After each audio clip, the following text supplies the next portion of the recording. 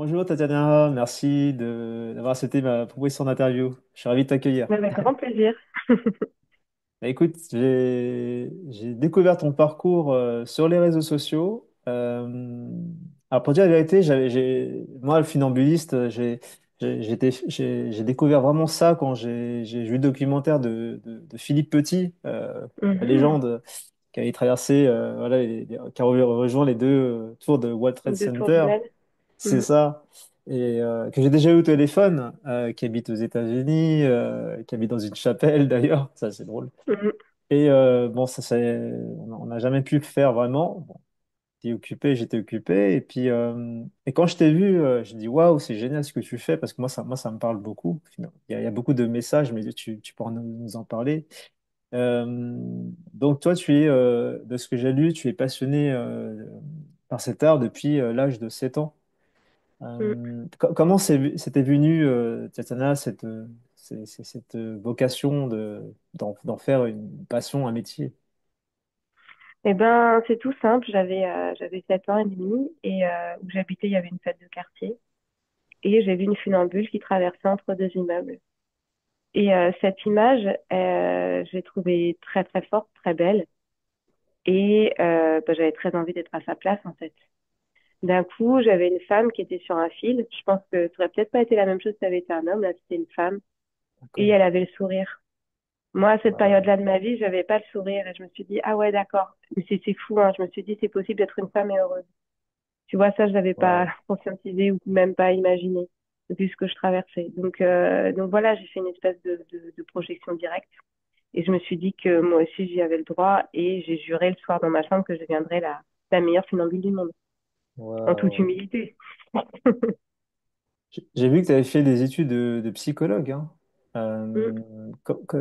Est-ce que tu peux bah forcément, il y a un lien. Quel lien tu mettrais entre être funambuliste et la psychologie, le point commun? Euh, Mais moi, je pense que bon, il y a cette recherche perpétuelle d'équilibre, mais le côté psychologique, je le voyais vraiment parce que j'avais envie d'accompagner des personnes. En fait, le funambule, c'est arrivé dans ma vie et ça m'a sauvée, en fait. Cette passion, elle m'a sauvée, elle m'a permis de retrouver du contact avec des personnes, parce que j'étais quelqu'un de très introverti. Ça m'a permis de retrouver une confiance que j'avais suffisamment pas assez, enfin que j'avais pas assez, pardon. Et quand j'ai commencé à me sentir bien dans mes baskets, je me suis dit que c'était vraiment un média qui était hyper intéressant, que c'était vraiment un média de rencontre intéressant pour le partager aussi. J'ai très tôt donné des cours. Et je me suis dit que d'avoir un aspect psychologique en plus, ça pourrait aussi très bien être, enfin, tu sais, du funambule thérapie, comme on fait de l'équi-coaching, enfin, ce genre de choses. Donc voilà, j'avais ça dans un coin de ma tête. Et là, actuellement, je suis en train de faire une formation de préparatrice mentale. Donc là encore, on a un lien. Mm.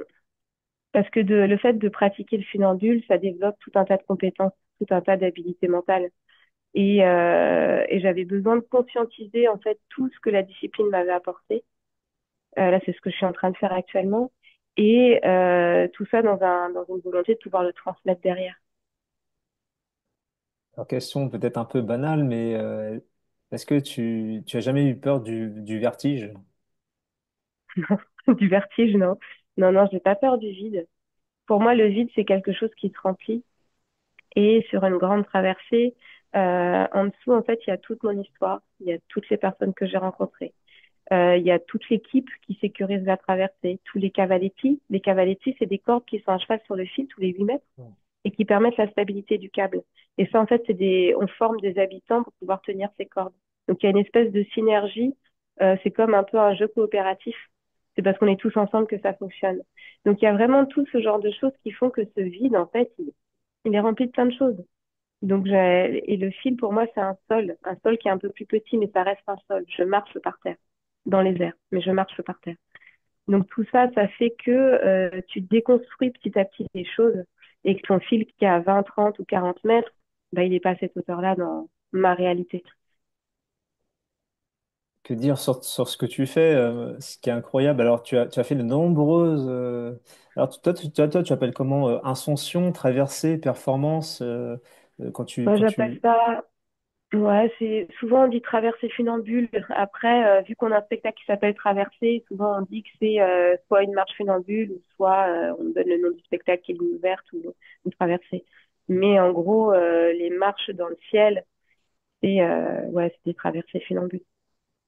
Donc ouais, alors c'est incroyable, c'est que tu le fais. Alors je sais pas, est-ce que tu le fais tout le temps ou généralement tu le fais beaucoup sans harnais quoi, de sécurité. Alors tu vas nous expliquer après, mais tu as fait quoi, le Stade de France, t'as fait Montmartre, t'as fait Prague aussi. Il y a même Mm, mm, un film qui a été, oui. Mm, mm. ils ont fait un Il y a un documentaire. film qui est sorti sur Prague, en effet, et un autre sur la traversée au Stade de France qui est sorti sur Arte, qui est encore visible là actuellement. Ah génial, bah, je Mm, vais le retrouver, je le mettrai en lien, ouais, ça pourrait vraiment être. mm. Alors, pourquoi ce choix de le faire sans harnais? Enfin, j'imagine, qu'est-ce que toi, ça te procure comme sensation? Bah, c'est marrant parce que je me suis jamais posé cette question-là, de le faire sécuriser. C'est quelque chose plus qu'on a essayé de m'imposer à un moment donné.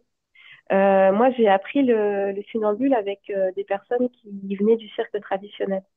Et en D'accord, fait, tout ce qui est longe et filet de sécurité, c'est quand on n'est pas capable de faire quelque chose. Donc en fait, si je mets une longe, ça veut dire que je suis pas capable de le faire. Ça veut dire que je suis en train d'apprendre quelque chose de nouveau. Donc sur une grande traversée funambule, en fait, si je suis pas capable de le faire, ben, je vais pas me risquer à le faire. En fait, je le fais pas. Par contre, ce qui a toujours été hyper important pour nous, c'est d'avoir une porte de sortie. Parce qu'en effet, si je fais la traversée, d'un coup, il y a des grosses rafales de vent et je peux pas continuer. C'est quoi ma porte de sortie? Donc jusque-là, moi, ma porte de sortie, c'était vraiment de pouvoir descendre sur les cavaletti parce que les cordes étaient grosses. Là, on a changé de corde. Du coup, c'est des cordes qui sont beaucoup plus fines et je peux pas descendre dessus. Donc, du coup, on a réinventé notre protocole de sécurité et j'ai accepté de mettre un harnais. Du coup, j'ai fait faire un harnais sur mesure avec d'accord. une Ah longe de oui, sécurité qui est sous mon costume. En fait, on ne le voit pas. Et si jamais j'ai un problème ou qu'il y a trop de vent ou que je me sens pas bien dans la tête ou que, il y a un problème dans le montage ou je sais pas quoi, mais en fait, je m'assois sur le fil et je sors ma longe et je l'accroche au câble. Et du coup, soit bah, le vent s'arrête, enfin j'attends, le vent s'arrête, je réenlève la sécurité et je repars. Et si jamais je peux pas continuer, eh ben je reste accrochée. Mon balancier, il a un crochet aussi que je mets sur le fil. Du coup, le balancier est aussi en sécurité. Et je descends sur la corde, je m'accroche au balancier et là, je fais un signe comme ça. Ça veut dire que je ne peux pas continuer. Et d'accord. de chaque côté du fil, il y a un technicien qui est prêt à intervenir pour venir me chercher et me descendre en bas. Donc du coup, souvent, on nous dit qu'il n'y a pas de sécurité. En fait, il n'y a pas de longe de sécurité, mais il y a tout un protocole de sécurité. Je me lancerai D'ac- pas sur ce fil si j'étais pas sûre de pouvoir continuer jusqu'au bout et si j'étais pas sûre qu'il y avait des personnes qui pouvaient intervenir au cas où. Voilà. Ouais, c'est important parce qu'on on te voit seul sur le film, mais c'est surtout un travail d'équipe. Hmm. Tu as des bénévoles qui t'ont aidé. Qu'est-ce que ça représente pour toi? Bah, pour moi, enfin, souvent on parle de solitude. Moi, cette solitude, j'y crois pas. Enfin, t'es un individu, mais t'es toujours dans un groupe. Et pour les traversées funambules, en fait, bah, il y a le montage. Les montages sont très conséquents. Du coup, c'est une équipe de 5, 6 personnes. La traversée à Prague, c'est 350 mètres de long. Là, il y avait plus de Waouh. 10 techniciens pour pouvoir monter la corde. Donc, c'est des grosses équipes. Après, il y a la musique. En fait, évoluer sur un fil dans du silence, c'est quelque chose qui, dramaturgiquement, est très lourd, en fait. D'un D'accord. coup, quand tu as de la musique et que t'es embarqué dans la musique et que tu commences à danser, ben, en fait, moi, ça me pose parce que c'est des rythmes que j'aime bien en plus et qui me posent. Mais le public, il faut penser à lui aussi. Ben, il se dit, ah d'accord, en fait, elle est capable de danser sur le fil. Ah ouais, donc en fait, ça va. Ok, je peux respirer maintenant. Donc, il y a vraiment cette envie de pouvoir inspirer tout le monde. Enfin, je veux bien impressionner, mais j'ai pas envie que les gens aient peur. J'ai pas envie de les provoquer là-dedans, parce que Ah c'est oui. déjà assez audacieux comme ça que de traverser, tu vois. Donc il y a vraiment tout ça. Mais ça fait que sur une traversée, des fois, on est une bonne. Bah, les cavaletti, c'est tous les 8 mètres, 2 personnes à chaque fois. Donc, ça peut monter à ouais, une cinquantaine, une soixantaine de personnes quoi, impliquées dedans. Mm. Est-ce que tu peux alors nous expliquer un peu ton... donc là, tu aussi, tu transmets tes connaissances à des personnes, à des élèves de l'école Bazinga. Déjà, qu'est-ce que ça veut dire? Pourquoi ce mot-là? Qu'est-ce que ça signifie? Et tu peux nous en dire un peu plus sur cette école. Alors, il y a pas d'école Basinga encore. D'accord. Après, on fait ce qu'on appelle des projets de territoire en immersion. C'est-à-dire, on débarque dans un quartier, on sort des fils, je m'entraîne. Les gens se demandent ce qu'on fiche ici parce qu'ils ne connaissent pas. On Ouais. dit qu'on est là pendant 2 semaines, que je vais traverser entre leurs deux immeubles. Du coup, ils nous prennent un peu pour des fous. Et très vite, les enfants, ils demandent à essayer. Donc, on a tout le matos dans le camion. Du coup, on les embarque avec nous, on sort le matériel, on monte des petits fils et ils apprennent. Et en fait, les plus mordus vont venir tous les jours. Il y en a qui viennent juste tester, qui s'en vont, et d'autres, il y a quelque chose qui se passe, ils accrochent. Et du coup, ces personnes-là, bah, on les forme pendant 2 semaines et ils font partie du spectacle avec nous à la fin, où on fait une espèce de petite mise en scène où ils sont sur des fils et parfois ils sont capables de monter à 4 mètres de haut.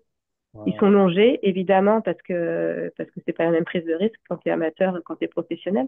Ouais. Et c'est hyper impressionnant parce qu'ils font déjà des figures. Et dans ces 2 semaines, en fait, on va pouvoir toucher à quand même tout un tas de choses, hein, parce qu'il y a la confiance en soi, il y a le fait t'es dehors, du coup, tous tes copains te voient.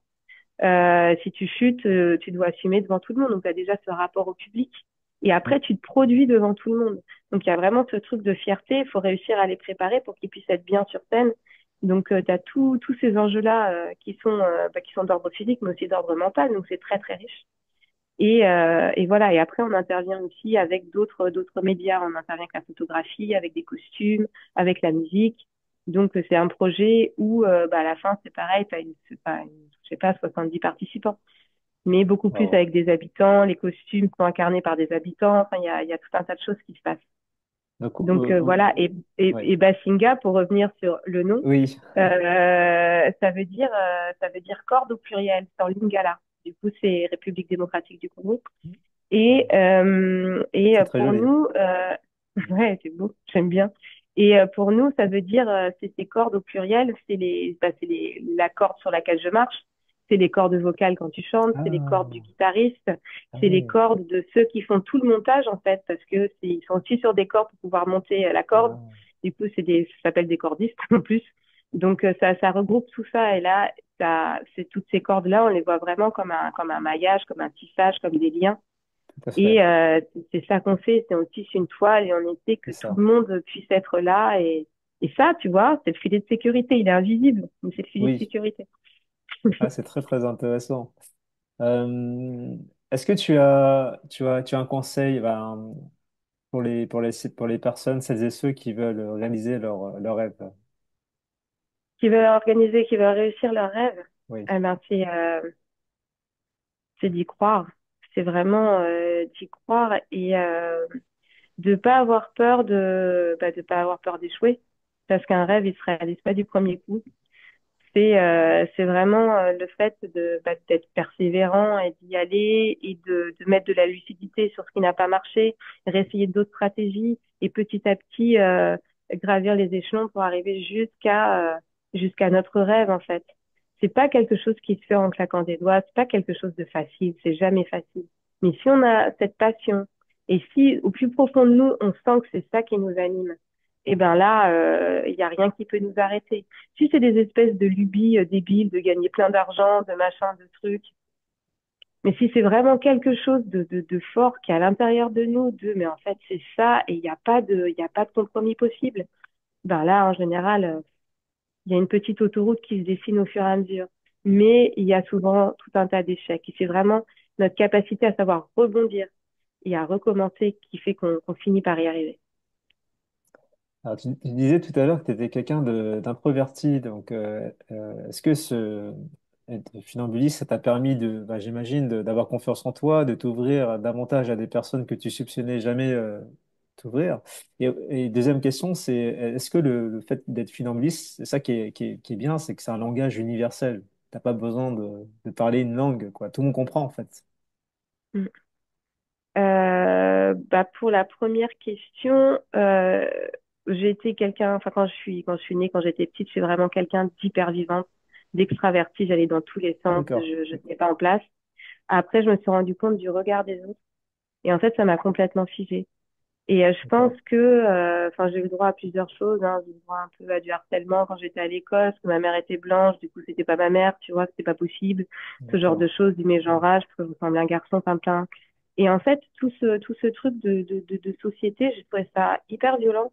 Et en fait, petit à petit, je me suis un peu extrait du monde parce que je trouvais ça trop compliqué. Je me suis réfugiée vraiment dans les bouquins et dans la hauteur, parce que j'aimais bien grimper dans les arbres pour pouvoir lire mon livre et être tranquille. Il y avait déjà Donc il y avait ça, toujours cette espèce de, ouais. Ok. ouais, c'est ça, cette besoin de prendre de la hauteur. Et c'est hyper symbolique, ça aussi, je trouve. Oui, totalement. Donc voilà. Et après, il y a le cirque qui est arrivé dans ma vie. Et quand tu fais du cirque, ben, en fait, tu te montres. Et ça veut dire que tu assumes quelque chose. Et puis, tu fais des choses sur un fil, ça va quand même assez vite quand tu travailles. Et quand j'étais petite, bah, tu vois, je finis par réussir ma première traversée. Tu vois, j'ai 8 ans. Puis Ah après, ouais. ma première figure, je fais un pied sur le fil, je fais à genoux. L'année d'après, je fais un grand écart sur le fil. Ah Et je fais, ouais. mais waouh, c'est extraordinaire. Et d'un coup, tu finis par te dire, ah, mais en fait, si je fais tout ça, ça veut dire que moi aussi, je suis extraordinaire, en fait. Et Totalement. après, tu vois les autres et tu te dis, bah, ils y arrivent aussi. Ah, mais en fait, tout le monde est extraordinaire. Mais qui est-ce qui le sait, en fait? Donc, le funambule, ça m'a vraiment appris tout ça.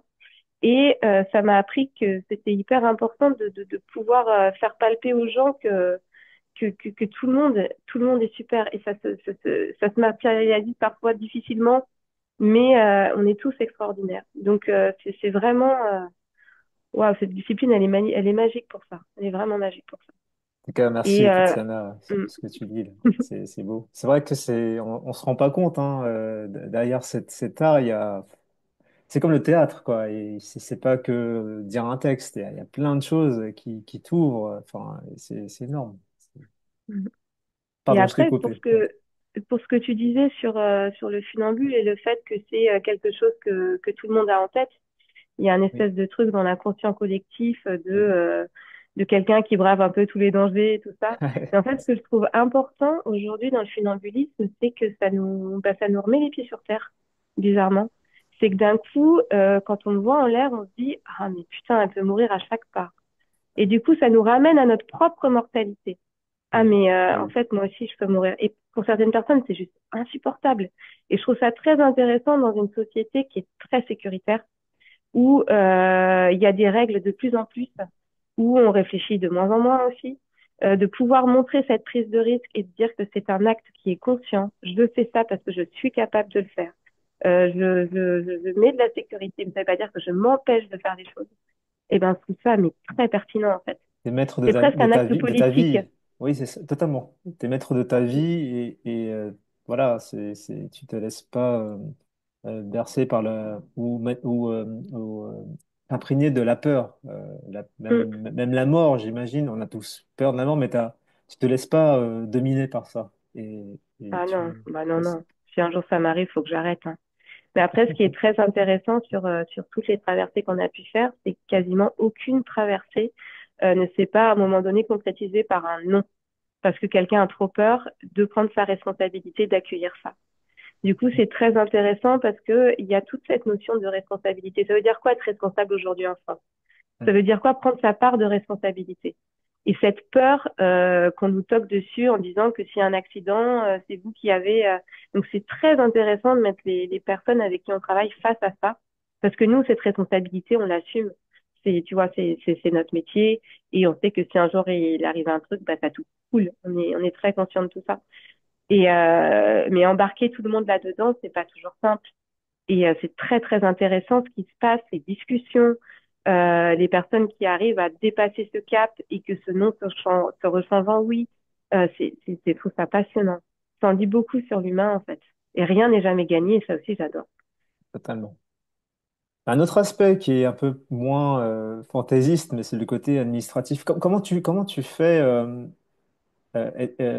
pour faire une demande de traversée, parce que j'imagine, enfin, je sais pas, moi j'en sais rien, mais comment ça se passe? Tu débarques dans un bureau, tu dis à la personne, écoutez, j'aimerais faire une traversée, par exemple pour Montmartre. Comment ça s'est passé? Parce que faire ça à Paris, par exemple, je sais que c'est difficile, parce que tout est lent, tout prend du temps, et puis il y a peut-être des jugements, ou pas du tout. Comment ça s'est passé? Bah là, en fait, ça fonctionne plus. Là, t'as plus quand tu dis ça, t'as plus un fonctionnement du cirque d'avant. Là, aujourd'hui, il y a tout un réseau circassien avec des programmateurs et D'accord. on nous propose de faire des choses. Et nous, Ok. on dit oui, c'est possible ou non, c'est pas possible. D'accord. Après, moi, j'ai des rêves et j'envoie Oui. des messages à l'intelligence infinie. Et c'est clair que j'avais envie de faire une traversée à Paris. Et quand c'est arrivé, j'étais hyper contente. On a fait de notre mieux. Mais cette traversée de Montmartre, faut savoir que quand on est arrivé, Ouais. on était dans le camion sur la route là du sud vers Paris. Il y a le directeur de l'événement, c'était Paris l'été, qui nous dit, bon, vous montez quand même, mais pour l'instant, la traversée est annulée. On n'a pas eu l'autorisation, ça bloque. Ah, ouais. Et du coup, on arrive là-bas, il fallait réussir on va dire 24 heures à faire changer d'avis tout le monde. Waouh. Et pour cette traversée, ça a été partout dans tous les sens dans le ministère et tout. La dernière personne qui restait à appeler, c'était le président de la République, tu vois. Donc ça a vraiment fait tout un tatamar et au final, ça a eu lieu. On a pu prouver que tout était en sécurité pour le public et tout Incroyable. ça, parce que c'était Vigipirate qui bloquait. Et ça a pu se faire. Mais c'est jamais, quand tu Waouh. penses que c'est bon, en fait, c'est jamais bon. C'est quand Ouais. tu es sur ton fil que tu sais que c'est bon. C'est Donc, ça. faut vraiment mentalement être puissant, en fait. Et là, le montage, les techniciens l'ont fait avec une journée en moins. Du coup, ils ont vraiment dû faire au mieux, au plus vite et au plus performant. Ils ont fait un montage de nuit. Donc, ouais, c'est costaud. Faut être bien en place mentalement. Car les photos, elles sont magiques, elles sont magnifiques. Waouh. Ah ouais, C'est c'est trop belle. au-dessus de la foule. Et d'ailleurs, est-ce que tu Mm. entends, enfin, est-ce que tu ressens la foule ou tu es concentré uniquement sur ta traversée? Comment ça se passe? Tu sens les énergies? T'es en méditation? Ouais, je suis vraiment en concentration ouverte. Souvent, on me dit ah, mais toi, t'es en recherche d'adrénaline, nanani, nanana. En fait, pas du tout. Je supporte Voilà, pas l'adrénaline. exactement. Je suis dans un état de calme. Et en fait, quand je monte en hauteur, c'est pas normal pour le corps d'être à cette hauteur-là. Du coup, il y a des signaux d'alarme qui sont là. Et quand il y a ces signaux qui sont là, c'est genre, tu risques de mourir, la cocotte. Et ben, en fait, le mental, c'est le magique qui passe derrière. C'est-à-dire tout ce que j'essaye Hmm. de faire en méditation, que j'arrive pas à faire parce que je pense toujours à un truc et j'ai du mal à rester aligné Ouais. sur le focus, sur la médite. Et ben là, d'un coup, ça fonctionne tout seul. Et du coup, c'est Oh. vraiment des espaces-temps qui sont hyper chouettes parce que d'un coup, tu as vraiment un espace où c'est vide, où la tête devient beaucoup plus vide. Et tu as le temps de tout voir, en fait. C'est une concentration qui est ouverte. Tu vois le sol, tu vois les gens qui sont là, puis tu vois la tête des gens. Tu es embarqué dans une musique qui est elle embarque la musique, hein. C'est un espèce de gros câlin. Ça passe c'est très éclectique, c'est magique. Donc, je vibre avec tout ça, je vibre avec les gens, puis il y a des cavaletti qui tiennent. Du coup, des fois, j'en vois qui sont crispés, donc je les rassure. Enfin, C'est il se marrant. passe tout C'est un toi tas qui de choses, en rassure, en fait. fait, alors que c'est toi sur le fil, quoi. Ah bah, C'est... et franchement, de devoir tenir une corde, se sentir responsable de Ouais. quelqu'un, et c'est pas toi qui gère le haut, c'est chaud, hein. Moi, j'aimerais pas faire ça. Ouais, Je moi préfère aussi. être là où je suis, hein. Ouais. Mm. Wow. Faut le faire pour le vivre. J'imagine que ça a dû te débloquer chez toi. Tu t'es dit, mais en fait, l'être humain, il y a plein de choses qu'on connaît pas chez nous, en fait. Euh, Ça développe des sens enfin, que j'imagine que tu savais pas que ça allait faire ça. Bah, c'est surtout en termes de, je trouve, de conscience et euh, ouais, de puissance du mental, mais après, autant le funambule, ça permet de prendre cette hauteur et de voir les choses différemment. Mais là où j'ai été le plus challengée, c'est quand je suis devenue maman, hein, et que j'ai dû gérer tous les aléas de la vie avec une vie qui est un peu à 100 à l'heure et un peu partout. Et ça a été un vrai challenge. Ça a été mon plus gros challenge, hein. Franchement, traverser à 100 mètres de haut, ça me demande pas d'énergie. Mais tout ça, là, le temps que ça se mette en place, les 4 premières années de ma fille, je l'ai senti passer. Puis reprendre aussi.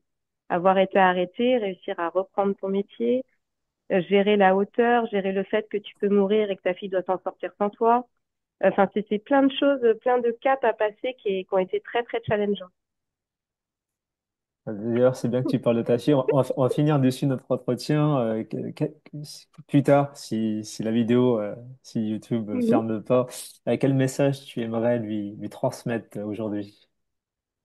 Ah, bah, j'aimerais lui dire que bah, de s'accrocher en fait, parce que c'est jamais simple de pas se reposer sur ses acquis, d'aller découvrir le monde en fait, de pas avoir peur d'échouer parce qu'elle galère avec ça, elle veut toujours être parfaite, de pas avoir peur de se tromper, que c'est comme ça qu'on avance, euh, lui transmettre que je l'aime, elle le sait, en fait, dit à chaque fois je sais maman, mais que je l'aime d'un amour mais puissance 10 et qu'il faut qu'elle garde vraiment cette conscience et qu'elle garde en mémoire tous les moments de joie dans laquelle elle s'est trouvée et voilà, de s'accrocher à tout Bon, bah écoute, le message est envoyé. ça. Bon, en tout cas, Tatiana, je te remercie infiniment pour ce moment, ce temps avec toi suspendu. Et voilà, bah, écoute, comme je dis toujours, l'aventure continue. Oui, merci beaucoup. Merci, Tatiana.